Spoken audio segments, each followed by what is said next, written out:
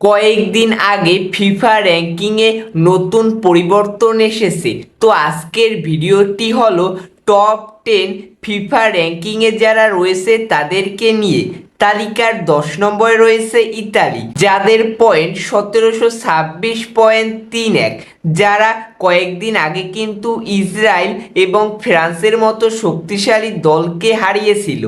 এরপরে তালিকার 9 নম্বরে রয়েছে কলম্বিয়া, যাদের পয়েন্ট 1738.72, যারা কয়েকদিন আগে কিন্তু আর্জেন্টিনাকে হারিয়েছিল। তালিকার 7 নম্বরে রয়েছে নেদারল্যান্ডস, যাদের পয়েন্ট 1759.95, যারা কয়েকদিন আগে জার্মানির সঙ্গে ড্র করেছিল এবং বসনিয়া হার্জেগোভিনার সাথে 5-2 গোলের বড় ব্যবধানে জয়লাভ করেছিল।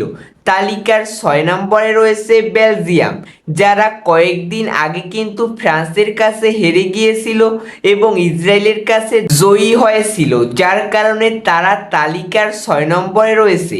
তালিকার 5 নম্বরে রয়েছে সকলের পছন্দের দল ব্রাজিল, যেখানে ব্রাজিলের পয়েন্ট 1772.02। ব্রাজিল কিন্তু আরও আগে থাকতে পারত, কিন্তু বর্তমান সময়ে ব্রাজিল অনেক খারাপ পারফরমেন্স করছে, তার জন্য তারা তালিকার 5 নম্বরে নেমে এসেছে।